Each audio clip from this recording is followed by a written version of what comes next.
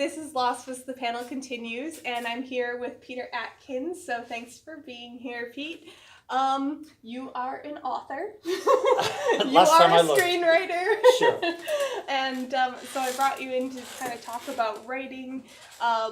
If you want to say where we want to start with your screenplays, with current books, with publishing. Does it have to be up to me? Whatever you'd like to start with. I mean, for argument's sake, if it starts us off, I would say I am an author. I was a screenwriter. Yeah. I haven't really worked in the movies for nearly 10 years now. Yeah. Because ageism exists in the industry. How about that? Well, that's good to know.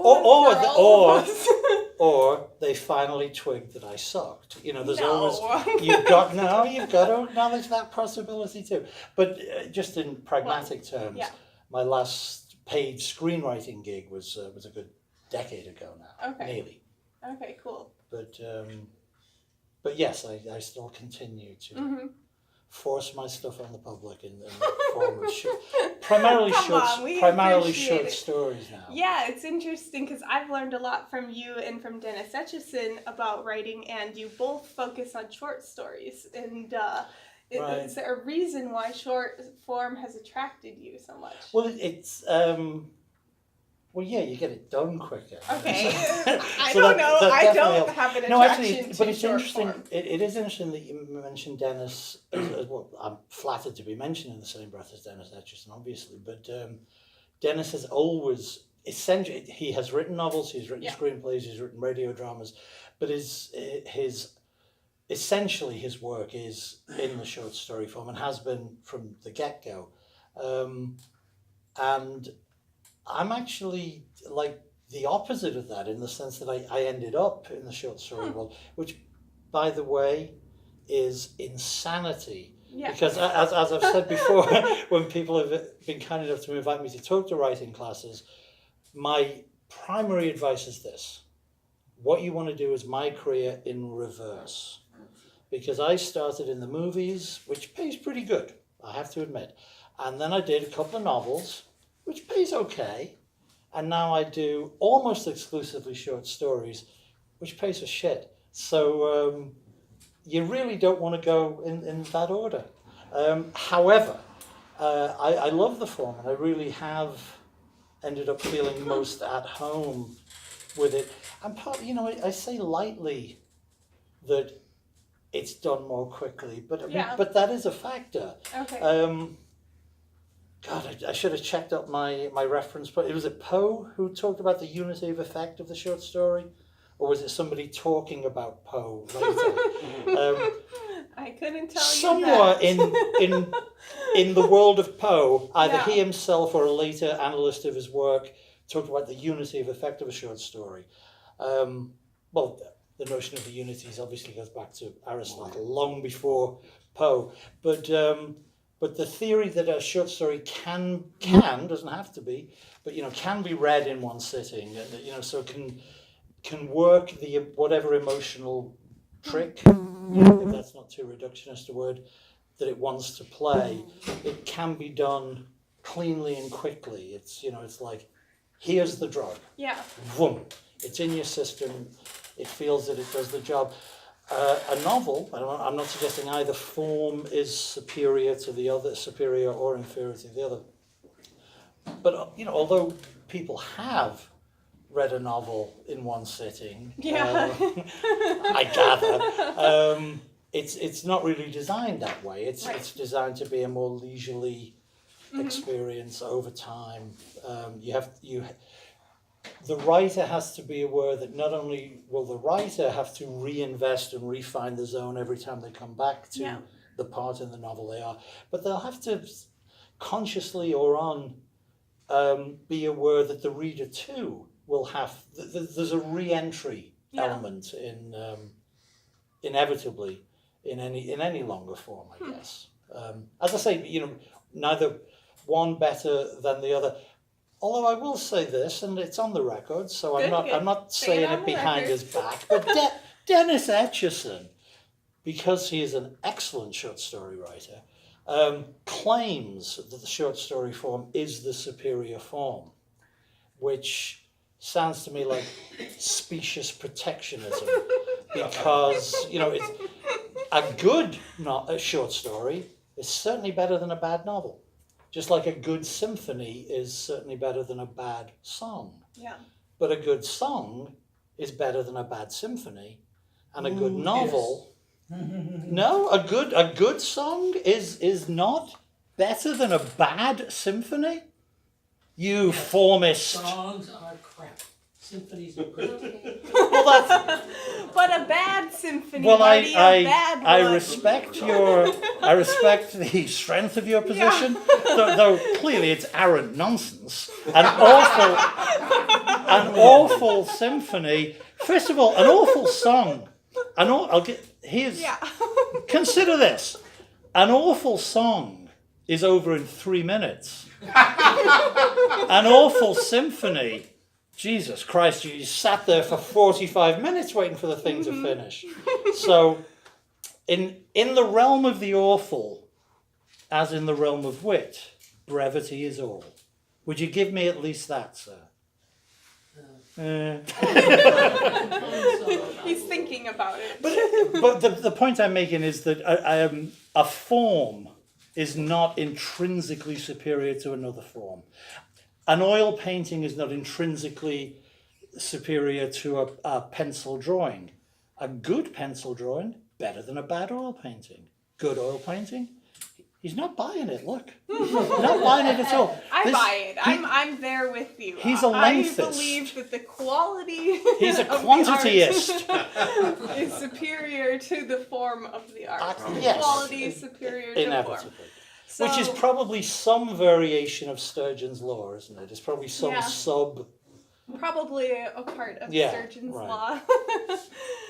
But I've never wrapped my head around how to achieve a fantastic short form story. Like, I don't do short form in stories, but I do shorts in film. So I've never really mastered that. I've always loved the longer form of film. And as a practitioner, not a consumer. Yeah, not as a consumer either. Well, I'm not suggesting that that people aren't instinctively or intuitively drawn to the form or the duration that suits them. Yeah, but I was just wondering, what are some tricks what are some things you've learned about how to master short story? Do you need to have a single idea? Is there, you can't fit as much into a short. So how do you approach that? Do you, you're not going to have a War and Peace cast list in your short 10-page story. Probably not. I mean, you can't fit 150 people there.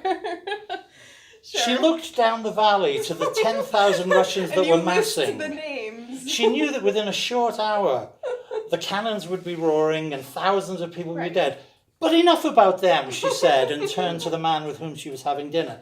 So, you can cite the cast. You started a new short story. You can cite a large cast in a short story. And you can certainly, and I'm sure everybody in this room's knowledge of the vast tapestry of science fiction is better than mine. But I would lay money that in the golden age, in the space opera pulpy science fiction, I bet there were short pieces that nevertheless felt globe spanning or universe spanning. I'm sure. In implication and concept, if not in the specifics. But that's not really too. A, it doesn't even answer your question. And B, it's certainly not meant to be a rejection of the question. I mean, I don't know.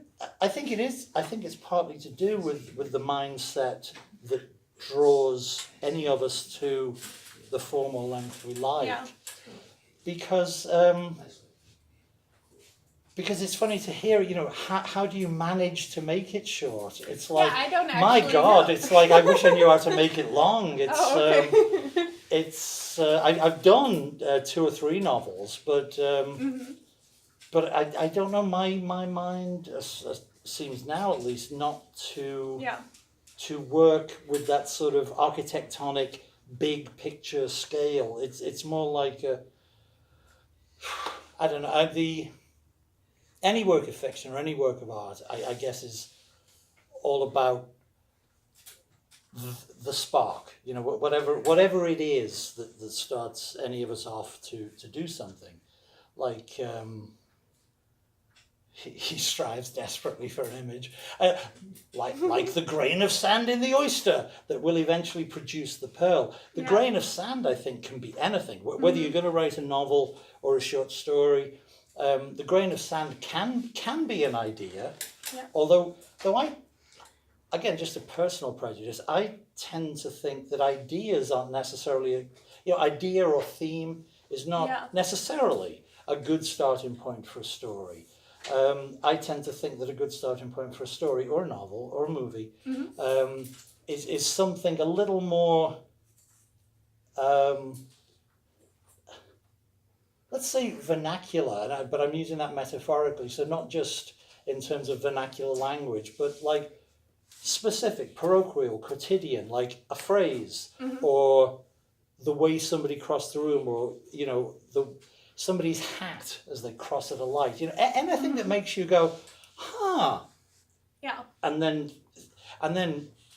to go back to my desperately conceived of metaphor of the grain of sand, shit starts accruing around it. Once you've had that first trigger. Yeah. And again, is it a trigger that you can't get out of your head, though? It's something. Well, yeah, the good ones, thinking about. Yeah, because I think you can have ideas, and there I don't just mean concepts. I mean, you can have what should be a trigger. If it's got no traction, it's got no traction. I mean, if you're a professional and you're on a deadline, you can force yourself to sit and say, okay, I'm going to deal with this. I know how to develop an idea. I know how to put some tricks in. But yeah, the good ones, I think, are exactly that. It's like, oh, yeah, and then this can happen. Oh, and he could, that'll be good. So that there's a certain excitement at the writer's end, and hopefully at the reader's end. But again, doesn't really answer your question, does it? Changing topic. Well, keeping with short stories, do you have to go through more revisions with short stories? No, that's the beauty of it. Fewer words, Kristen. Fewer words. I know, but I feel like to get the economy of those words, you need much revisions. You like, can't. Obsessing over but again, that's interesting. I think that probably is just a mindset or a type. Okay. I think there are types. Yeah. The late, great Lucius Shepard said, or was quoted as saying, 3,000 words. It takes me 3,000 words to clear my throat. It's great, right? That's great. Yeah. And so clearly, I think Lucius was a guy who had, his starting point was expansive rather than miniaturist. Okay. I have the opposite problem. Which is like 3,000 words. What the hell am I going to do in the last 1,000? Yeah. Gotcha. It's. I think it really is about the type of imagination a respective artist has. Interesting. And what about horror? You primarily work in horror still in your short stories and novels. I mean, fantastical. Sure. I mean. Horror is used it part of the genre that lends itself there? Well, it's interesting. I don't know. I know that the name of the society is the Los Angeles Science Fantasy Society, which certainly harkens back to a time when, A, there was an assumed big umbrella under which we could all live, and B, I think there's an implication that, despite the pedigree of science fiction, fantasy is the parent genre. Fantasy is the thing that then... Now, I'm not just talking about sword and sorcery or anything specific, but I mean fantasy, i.e. speculative, imaginative, made-up literature, I would regard as the parent, which would then be divided into horror, science fiction, the ghost story. So you add a science element to the fantasy, the new world. But I'm not looking for a fight. No, you'll get one. I'm in the wrong place. Well, glad to hear it. And certainly, I was born in the mid-50s, so I started... He's a youngster. God bless you, I'm coming here more often. It's only here and the Old Town Music Hall are the only place where people my age can sometimes feel like they're among the younger crowd in a room. Do you know the Old Town Music Hall? It's a rep theatre in El Segundo, shows old movies, have a big whirl. It's a great place. What? That sounds amazing. Oh, I didn't know about it. Huh. I'll send you the brochure. Please do, yeah. But it's a lot of fun. They show movies every Saturday and Sunday. I have no affiliation with them, so this is an open-hearted recommendation. I assume they've got a website. I don't know. I still get the printed brochure. And the demographic is aging, so I don't know if they have a website. They mightn't be the kind of place. Because I think I am still. I think I am often the youngest person in that room. I'm sure I'm literally not here. But how the hell did we get there? Speculative. Oh, I know fantasy, why. I horror. even though short. I'm 62, I can still join thoughts up. Listen, I was born in the mid-50s, so I started reading as a kid, as a 8, 9, 10-year-old. I wasn't fussy. It wasn't like, I only read science fiction, not horror, or I only read fantasy, not science fiction. I just liked that stuff. Mm-hmm. And but certainly for my generation, the marketing parent genre wasn't fantasy, it was science fiction. Everything had science fiction on the spine of the paperbacks I bought in 1963 and 1964 and 1965. H.P. Lovecraft would have science fiction on the spine. Early Ray Bradbury, Ray obviously was associated with science fiction, but even collections of his horror stories, science fiction was, at least in marketing terms, the parent genre briefly. But I think we'd all agree that the author of Beowulf would claim to have predated Lucian's voyage to the moon. So, but I'll let that rest because I can tell it's a minefield. Ray is a member of the club. He was, yeah. Yeah. I was lucky enough to get to know him in the last 10 years of his life, which was, I'm sure, like for all of you, anybody who grew up as a kid reading that stuff, to get to spend any time with those people who you just read about and read the works of is so thrilling. It was so great. And Forry was a big noise in the society, right? Yeah, because we have an award named after him. Yeah, I'm proud to say he was a friend of mine too. Last week we issued the Forry Award. Oh yeah? Yeah. So. Any winners in the room? All right. That's one. Yeah. Very good. Very good. So, and is it a Forry Award for something specific or science fiction for authors? service to science fiction. Oh, cool. Mm-hmm. Great. Yeah. So we're really honed Sorry, in on I'm the rambling. genre. I'm No, rambling. it's great. You honed in on a specific genre. You work more in fantastical horror that's what than you're science fiction. Yeah, I was going to get a little sort of protective, only because, again, in my head growing up, horror was a very big umbrella. Yeah. Its own big umbrella Still underneath is. the bigger umbrella.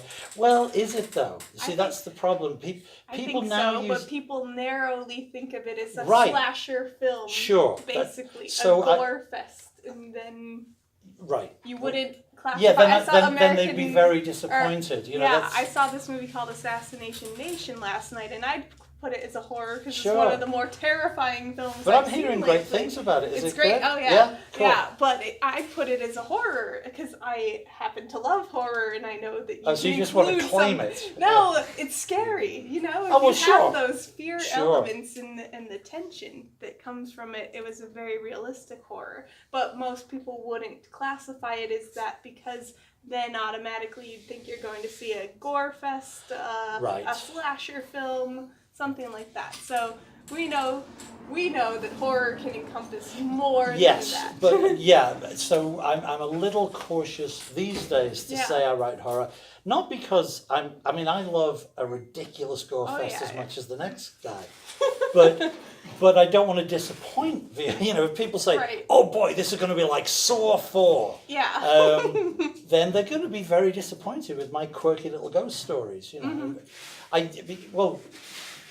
And that happens directly because I know I disappoint. Back 25 years ago, I started off, I wrote 3 of the Hellraiser movies, which were pretty gory for their day. And it still has, a fairly sizable fan base, all of whom I know are terribly disappointed when they read my contemporary stuff, because it's like, nobody gets skinned alive in my stories these days. So it's like, what the hell's this? This guy used to write Hellraiser. Wimp. He's wimping out. So but yes, but in terms of wiser people who understand that it's a big tent, of course, I'm a supernatural fantasy, horror, ghost story. Yeah, that's. So those are. Do you prefer to write like monsters, fantastical creatures? What are some of the things that you love in your works? Really. What do I love in my works? Yeah, to write about. Oh. Everyone has their thing. Weird shit. I like it when things get weird. Yeah. So like little unsettling moments. Yeah. And so, I've written my fair share of demonic creatures and monsters, but I like that sort of when something goes slightly wrong. I mean, there are people who do that much better than me, but the effect I'm talking about, a master of that would be Ramsey Campbell, for example. He's an old friend of mine from Liverpool, which is where I'm from. But he is particularly good at that, what just happened on the edges of the narrative sort of sense. Yeah. So, but as a consumer, I like it all. It's we cited Sturgeon's Law earlier, and another great moment, very equivalent to that, was the great Duke Ellington was on some kind of arts program back when they still had arts programs on TV, and somebody was interviewing, some snot was interviewing him, and what he wanted to do was basically to maneuver Duke Ellington into saying rock and roll was shit, and probably made the same kind of babbling rant that the guy had made to Theodore Sturgeon, which ended up with the 90% of everything is crap. So this guy was going on about rock and roll and how inferior, and Duke Ellington stopped him and said, "Hey man, there's only two types of music, good and bad." And I thought that was terrific. Yeah. So when I say I like it all, I like a good gore fest. I like a good subtle ghost story. Yeah. I don't like the bad versions of either. So as a writer, how important is it that you read everything, especially contemporary? Everything? We can't anymore, can you? You can't, because everyone's writing something. Yeah, because we live in a golden age of the democratization of publishing technology, so which is great. Yeah. In most senses, but it certainly does mean that everything can get published and can look like a book. Can look pretty good. Yeah. And I'm not all bent out of shape, fearing for the gatekeepers, the agents, and the editors and the publishers who kept us out for so long. But we could do with a few gatekeepers, I guess. The bottom line is I don't think that. I do think it's better that we have this democratization and that hopefully we believe the cream will continue to rise and that people won't be fooled. I think it does. Yeah, I think it does too. I mean, for me, I work in television and movies, so I see it very easily with television rising above. Like, the top TV is basically the only TV I watch, but you hear about it from everyone that Game of Thrones is a great show. Right. That's risen up above whatever else is out there. And, Sure. So I feel like it at least comes to the top in the areas that I pay attention to. Well, I mean, that is a perfect example of Sturgeon's Law, though, isn't it? Because the fact is we tend to forget the rubbish. Yeah. Except when we're living through it. We can bitch about this year because we're noticing the bad TV shows. Right. But is it? If you recall the Yeah, past right, exactly. things What's you've the? watched. Is it 1939? They always cite as the greatest year in Yeah. because it was Wizard Yes. of Oz, Gone with the Wind. Yep. Right, and so it was a great year. There were great movies. There were also 275 other movies that we've all forgotten. I can't say they were crap, but the odds are they were probably not the Wizard of Oz, let's say. And so time, what's the truth is the daughter of time. So like eventually the cream survives, but it's hard in the moment to say. Although it's kind of a hopeful thing. TV's having a golden age, isn't it? TV's doing well right now. There's a lot of good stuff out there. Yeah. So have you witnessed the whole publishing change? Have you fought it out for traditional publishing and now fighting it out for the self-publishing? I am old enough to have lived through the last horror boom. Interesting. So my first novel was published in '92. So I just got in. Yeah. And I got a nice advance, and they published a lot of copies because they were publishing everything. Because Stephen King, 1974, Clive Barker, 1984, they really thought, this is a golden goose. So they published everybody, which we were all grateful for. And then by about 93, all the publishers thought, wait a minute, this shit isn't selling at all. And there was a decimation. Are you saying you're part of the decline of... I lived through the boom and the bust, god damn it. That's good though. Yeah, but there was a decimation, and many people lost their contracts, and many imprints within publishing houses went under, and deserved to, I gotta be honest, because a lot of crap was being published with embossed skulls on the cover, so it's got to be good. Got an embossed skull on the cover. So it's never bad when there's a bit of a cull. But something else has happened since then, which I realise now is probably more what you were talking about, which is across the board in publishing the death of the mid-list. When I was growing up, long before I was a writer myself, there was a middle class of authors. I'm sure there was also a lower class, and there was certainly rich people. There was an upper class. Big best-selling authors were always there. But from about post-war, from the paperback boom, I guess, was a pragmatic reason. I'm just babbling on about stuff you all already know, don't you? I suddenly realised I'm not talking to a high school. I suddenly realised I don't have to explain to these 14-year-olds.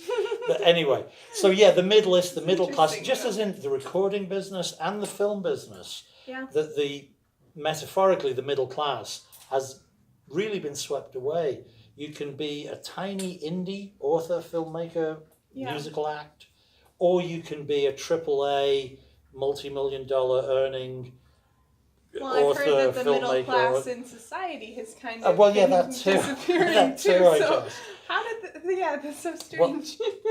Well, I think that there are technological reasons. I think in not for society, but in those fields, I don't know. Corporate overreach, the nature of the structure of huge companies. But, because I ticked the box that said I have never been a member of the Communist Party, I don't want to risk my citizenship by getting on my socialist sandbox about how corporate overreach destroys the middle class. But in terms of books, records, and movies, you can work. Everybody can work, but it's very noticeable that in the 50s, 60s, 70s, and 80s, people could make a living. They didn't have to have a second job. People could make a living by writing one or two adequately selling novels a year, and would get reasonable but not huge advances that would allow them to live and do that. And now, not so much, and again, same in... Do people ever get advances unless you're already a best-selling Well, the top author? 10% get millions and millions of dollars. And certainly, the publishing industry is still a real and viable thing. Yeah, for sure. But entry-level authors get less now than... As with all generalizations, there are, of course, exceptions to this. Advances have gone down in the middle. Yeah. It's like you're very... I mean, it's a long time since I got this kind of advance, so I don't mind talking about it. But in 92, for example, I was actually signed in England, but I'll translate. We middle-list writers could sort of rely on $20,000, $25,000, $30,000 advances for a book, which is pretty good. I mean, if you wanted to live, you'd better write, reasonably fast. Try and get 2 of them a year, but nobody's going to sniff at that. It's like that's a thrill. You're going to pay me how much? Great. That whole tier, I believe, has all but disappeared. Mm-hmm. And what you tend to get is the $2,000 advance or the yes, JK, of course there's another 35 million for the next year. She deserves every penny, by the way. So now publishing. This is all very depressing. It's okay. Is it? You're a horror writer. You're supposed to scare us. Yeah, right. We'll go home and Yeah, cry. exactly. But so publishing, getting your work published today, you're submitting to many different places. How do you find what you're kind of where you carve your own area? Me myself. Well, or advice. Well, advice. What do I know? I am lucky enough, and I'm very aware that it is luck, that I have existing relationships, particularly with short stories. Mm-hmm. Existing relationships wouldn't do me any favors necessarily. If I were to suddenly think, oh, what the hell, I'll do another novel, my existing relationships wouldn't... Well, a door would be open, I guess. I shouldn't pretend that I don't know enough editors to let them have a look at it. But, there's no free card. With short stories, especially with anthologies, a little less so with magazines, you can be lucky enough to be invited to submit. Sure. I mean, there's no guarantee they'll publish you, but you don't have to...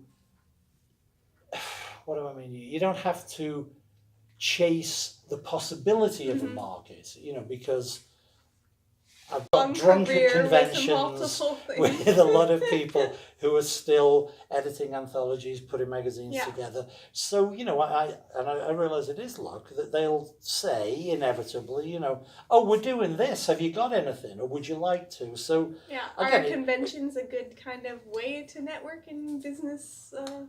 Do business? I never... As you can tell from my rambling here, I'm not really good at sort of targeted networking. Let me tell you what I'm working on. But I gather they are. Yeah, okay. people can. If you've and I know seen it. a lot of my friends will always say, "Oh yes, I'm going to that convention. I've got a lot of business to do." Now I always regard that with a little pinch of salt, because it's like, really, you got a lot of business to do? You're gonna have a drink with an agent at the bar. Well, that is business. But it is business, sure. I mean, I think meeting people and not being an asshole means that they might take your phone call, So in that sense, it's certainly a place where you're going to meet people. Yeah. So that's good. Mm-hmm. In terms of starting out, I in a weird way, there are more possibilities, particularly in the short story field, there are more possibilities than ever because there are so many online magazines. Yeah. Some of which pay, a few of which even pay the so-called professional rates, which, by the way, haven't increased since 1962, so I don't know how fucking professional that is. But there's a few online magazines that pay professional. I've never sold to them, but my friends have. Glen Hirshberg has sold to Tor.com. Dennis Etchison has sold to Tor.com. I'm sure many people you know.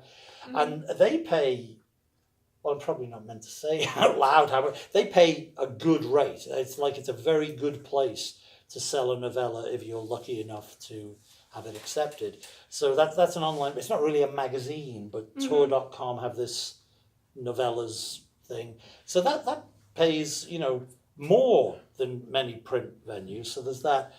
There's some that pay the so-called professional rates of 5 cents a word. Boy, that bought you a lot in 1967, Crystal. Let me tell you. Those are but those rates. but those are the professional rates, and there are certainly print magazines that don't pay more than that. So I'm not knocking it.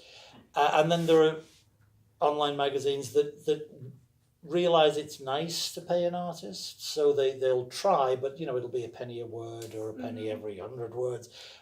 And there's also a lot of online free magazines, which I don't think anybody should turn their nose up at, especially if you're starting out. I don't get some credits under your belt. And Get meet some credits people, under your belt. Get in the door. Yeah, Good try advice. not to be exploited. Try not to be abused. And as soon as somebody says, but you'll get the exposure, say, go fuck yourself and put the phone down. Because when did a plumber work for exposure? Yeah. When did a taxi driver work for exposure? Yeah. It's like, no, you do a job, get paid for it. That said, if you're starting out, sure, we all start out in fanzines and stuff. It's like, of course, do some free work. Yeah. But don't keep doing free work. And if the online magazine that is not paying you is making a profit, then do not let them work for free. Absolutely. But there's a whole bunch of markets out there, a whole bunch. So in some ways, it's better than it ever was. Well, it's probably not better than 1937, when there were 204 pulp titles every month. It was something incredible. So that was the best time to be a short story writer. But there's lots of, if you want to see your work in print, or at least cyber print, a lot of opportunities, which is great. And the sad news we've already touched on is that you're not going to make a lot of money doing that. Even when the print, I mean, what have we got now? In science fiction, we have Asimov's and Analog are still there as print magazines. Mystery still has Alfred Hitchcock and Ellery Queen. FNSF, of course, yeah. I don't think there are any newsstand horror magazines anymore. Cemetery Dance is still maybe a newsstand magazine. It is. It is. Yeah. Another company just started up Amazing again. Oh yeah, I saw that. Yeah. And has that proved viable, or are they still only one or two? Had 1 issue out. Only had one they issue. just Yeah. started, yeah. Right. He was at Worldcon. Yeah. Well, that's Francis, you had a question? A comment. Everybody wants you to submit electronically, but they charge you for doing so. Oh, that's They crazy. charge you? Yeah, well, even the literary magazines will charge you $4 to submit to me. Huh. And Jesus. go to Millennium, they'll ding you for like $23 to $26. Wow. But on the other hand, Millennium actually pays, literary magazine rates, or mainstream literary magazine rates. Oh, you, like Playboy They used to don't be pay the New great Yorker rate, right? rates, That was but they $1. pay like Iowa rates. Yeah. Okay. Okay. That But that's a brings up lot to good pay to point. submit. I mean, Yeah, that's a $26. terrible thing. That's kind of like a scammy writing contest, isn't it? It's like, Yeah. Yeah, well, I entered a few screenplay contests over the last year or so. Sure. And it paid off. oh, well then, Yeah. if it paid off, great. Won 5. Say it again. I won 5 of them. Well, that's great. That's Yeah. great. Congratulations. Do we have any other questions for Pete here? I don't want to run out of time or anything. Yes, Frank? Are you self-published? I am not self-published. I've been traditionally published, and I mean it's a good 20 years, because I'm not a novelist anymore. It's a good 20 years since I had a New York contract. I used to be with HarperCollins, but my stuff since then has been not self-published, but small press, specialty press. I've been published by, I don't know how well, I mean, Earthling have done a book of mine, Alchemy Press out of the UK. So, you know, technically they still pay me rather than I have to pay anything. But I love Pete Colborne, who runs Alchemy Press, and I'm sure he wouldn't mind me saying that the advances Pete Colborne will pay you are not the same as what HarperCollins used to pay me. No, and the thing is, I do know people who are self-published, and the stigma is starting to disappear, and there is clearly a difference now, and for the last few years, between self-published and what they used to call vanity publishing, where you pay to use a printing service, a glorified printing service. But these days, you know, it's pretty. It's a percentage game. I'm sure Sturgeon would have to change his percentages. I think he'd probably say 99% of self-published is crap, but 1% isn't. The Martian was self-published, is that right? Yeah, that's the great example, sure, but there have certainly been others. Yeah, he put up one chapter at a time as he finished them. Oh, okay, I didn't know that. Interesting. So it was more like a blogging thing. Yeah, right. Or like a serial, like, you know, Dickens used to publish that way. Yeah. You know, if we think of it, monthly installments. Yeah. Interesting. Dickens got paid by the word. Yeah. That's why his novels are so thick. Yeah, that's right. Every word. Yeah, so Dickens was a hack, because hack simply means, because as I'm sure you all know, comes from hackney carriage. So it meant was a paid writer. It's like so we're all hacks. It's good to be a hack. It's clearly it has become a pejorative, but etymologically it is not a pejorative. It's a man or woman paid for their services. Long live hacks. Yeah. Self-published clearly is increasingly a viable thing. I mean, I happen not to have self-published, but I certainly don't object to it. And the thing is also, I mean, I'm being a little careful in saying that. Kristen mentioned earlier a superb contemporary ghost story writer, my close friend Glen Hirshberg, and I, for 10 years, did this sort of, I don't know what you call it, like a theatre show. We called it the Rolling Darkness Revue. And we started off in bookstores, but eventually graduated to small theatres.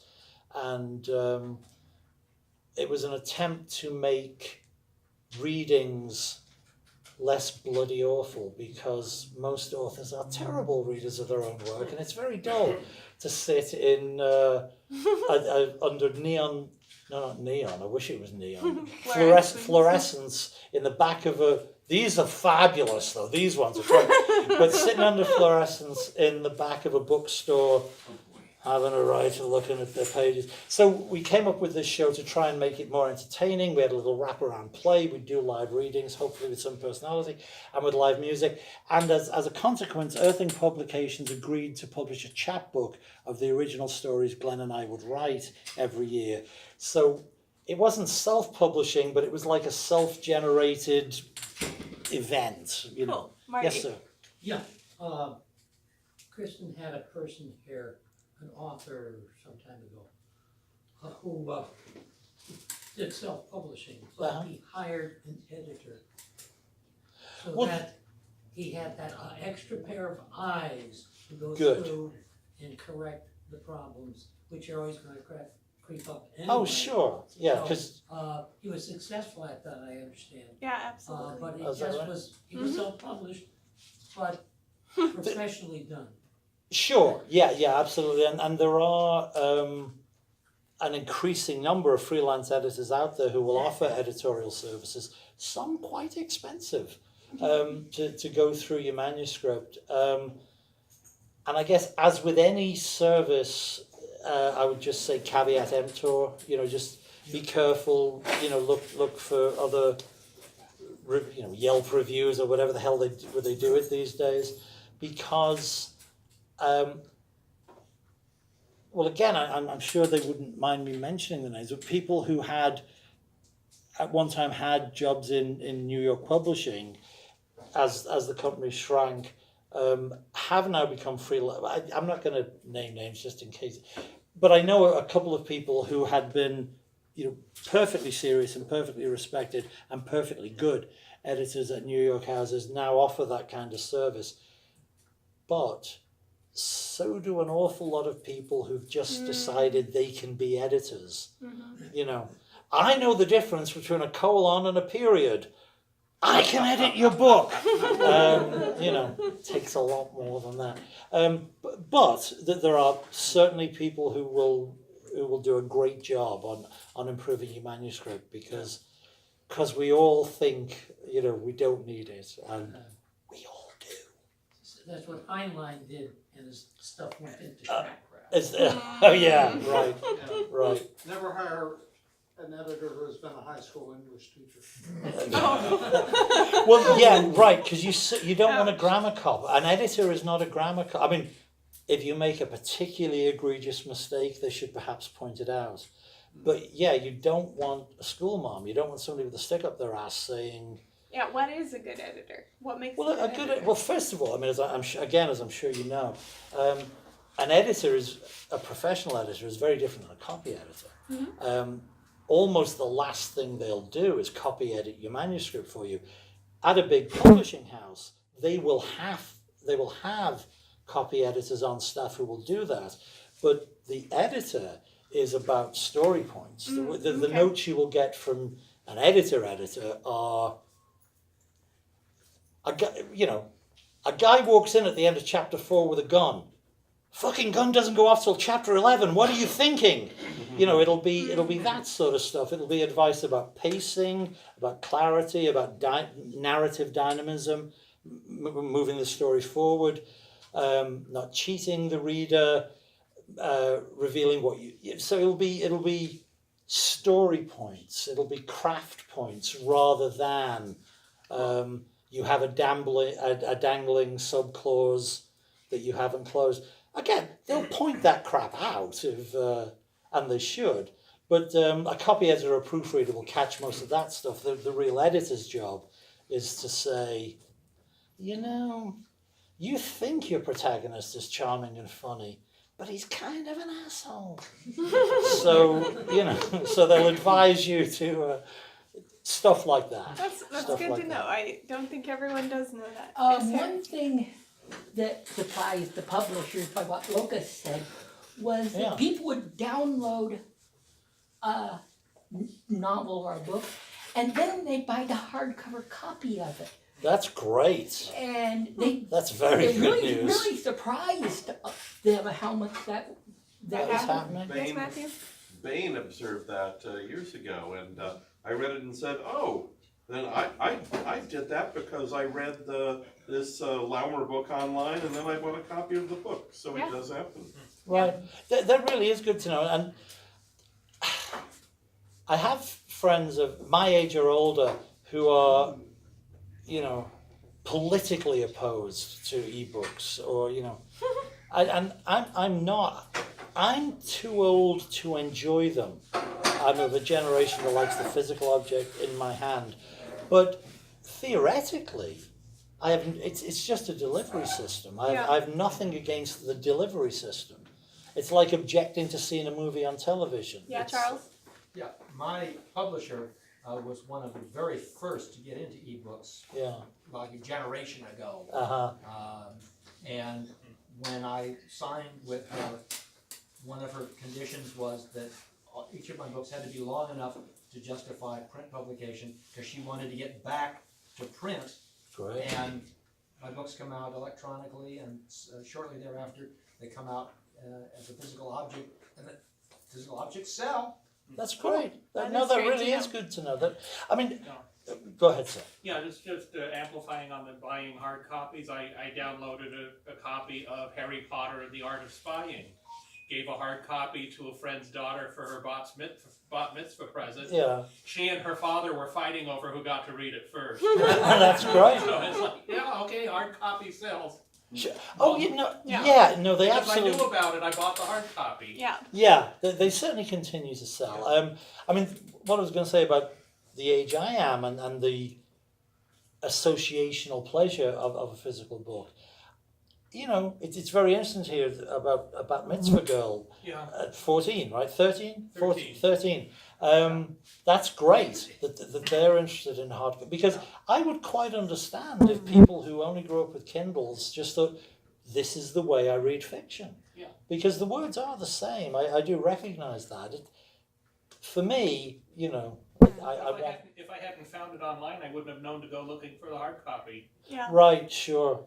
Well, we're about running out of time, so we have time for one more question, if anyone has anything. Yes, Nick? So have you considered creating an anthology of your own as editor? I have not. That's an interesting question.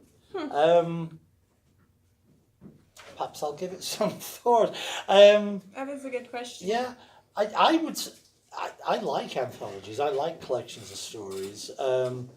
If you were talking in terms, again, that's something that suffered in the cutback in publishing. It's very difficult for the mainstream publishers, for New York houses. Well, difficult. They choose to say that there's very, very limited market for those things. Obviously, reprint anthologies can still find the market. There's the various years best in SF and horror and fantasy. And certainly we know people, as I'm sure you do, who fight the good fight and still manage to get original anthologies out there. Steve Jones, who's a friend of mine, manages to get 1 or 2 a year. Ellen Datlow, who's also a friend of mine. I don't want somebody to watch this online. Ellen's a friend too. Paula Garan's a friend of mine.